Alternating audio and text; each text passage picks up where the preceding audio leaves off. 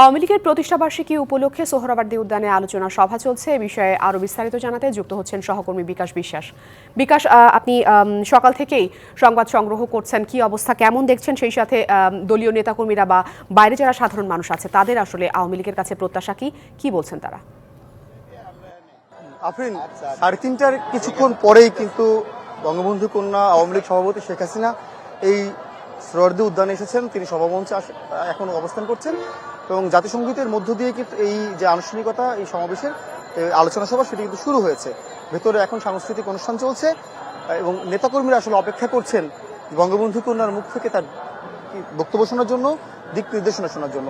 সকাল থেকেই কিন্তু এই বিভিন্ন ওয়ার্ড থেকে, থানা থেকে, আশপাশের জেলাগুলো থেকে, মহানগর থেকে নেতাকর্মীরা, আওয়ামী লীগ নেতাকর্মীরা, এই অঙ্গ সহযোগী সংগঠনের নেতাকর্মীরা এই সোহরাওয়ার্দী উদ্যানকে কেন্দ্র করে তারা আসতে শুরু করেন এবং 12টায় যখন গেট খুলে দেওয়া হয় তখন থেকে কিন্তু এই মানুষগুলো ভেতরে প্রবেশ করতে শুরু করেন।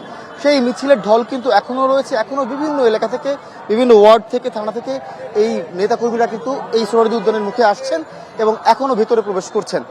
এই যারা এসছেন এই আজকের আলোচনা সভায়, তাদের কাছে জিজ্ঞেস করছিলাম যে এই 75তম বর্ষে এসে তাদের কি প্রত্যাশা রয়েছে দলের কাছে। তারা বলছিলেন তারা এই বঙ্গবন্ধু কন্যা যে স্মার্ট বাংলাদেশের ঘোষণা দিয়েছেন, সেই স্মার্ট বাংলাদেশটি তারা বাস্তবায়ন করতে চান বঙ্গবন্ধু কন্যার নেতৃত্বে। এর পাশাপাশি একটি দুর্নীতিমুক্ত বাংলাদেশ তারা দেখতে চান। বিভিন্ন সময় যে দুর্নীতির খবরগুলো আমরা দেখছি, বড় বড় দুর্নীতির খবরগুলো দেখছি, সেই দুর্নীতিমুক্ত বাংলাদেশ দেখতে চান বঙ্গবন্ধু কন্যার নেতৃত্বে। বঙ্গবন্ধু কন্যা শক্ত হাতে সেই দুর্নীতি দমন করবেন বলেই তারা প্রত্যাশা করছেন। আমরা কয়েকজন নেতাকর্মীর সঙ্গে কথা বলি, কি প্রত্যাশা রয়েছে দলের কাছে। আজকে আমাদের এই বাংলাদেশের বঙ্গবন্ধু শেখ মুজিবুর রহমানের প্রত্যাশা ছিল যে সোনার বাংলার গড়ে তুলব। আজকে সেটা সফল হওয়ার পথে হয়ে গেছে অলরেডি।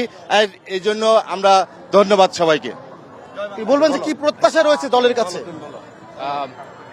ধন্যবাদ। 75 বছর আওয়ামী লীগের বছরপূর্তি উপলক্ষে বাংলাদেশে আমরা আশা করব যে ভবিষ্যতে বাংলাদেশ আমাদের জননেত্রী শেখ হাসিনার নেতৃত্বে দুর্বার গতিতে এগিয়ে যাবে এবং দুর্নীতিমুক্ত বাংলাদেশ আমরা আশা করি আর কি। ধন্যবাদ। কি প্রত্যাশা রয়েছে কি বলবেন? একটু দুর্নীতিমুক্ত বাংলাদেশ দেখতে চান কি? আমরা দুর্নীতিমুক্ত বাংলাদেশ শেখ হাসিনার নেতৃত্বে আমরা দেখতে চাই। আগামী দিনও আমরা যেভাবে এবার সরকার গঠন করছি, আগামী দিনও এই সরকারই দুর্নীতিমুক্ত সুশীল সমাজ সবাইকে নিয়ে একসাথে দেশকে আমরা এগিয়ে নিয়ে যাবো। 75। ধন্যবাদ। শুনছিলেন যে সব নেতাকর্মীরা আসলে বলছিলেন যে বঙ্গবন্ধু কন্যার নেতৃত্বে যেমন দুর্বার গতিতে এগিয়ে চলছে, বিভিন্ন উন্নয়ন কর্মকাণ্ড হয়েছে, বড় বড় মেগা প্রকল্পগুলো বাস্তবায়ন করা হয়েছে। এখন আসলে একটি শক্ত ভিত্তির উপর দাঁড়ানো উচিত, যেখানে দুর্নীতি একটি বড় বাধা। সেই দুর্নীতিমুক্ত বাংলাদেশ দেখতে চান বঙ্গবন্ধু কন্যার নেতৃত্বে, সেই প্রত্যাশায় কিন্তু করছেন এখানকার আসা নেতাকর্মীরা। আফরিন, সবশেষ খবরাখবর এই ছিল বঙ্গবন্ধু কন্যার এই আওয়ামী লীগের প্রতিষ্ঠাবার্ষিকী। আফরিন। বিকাশ, আপনাকে অসংখ্য ধন্যবাদ।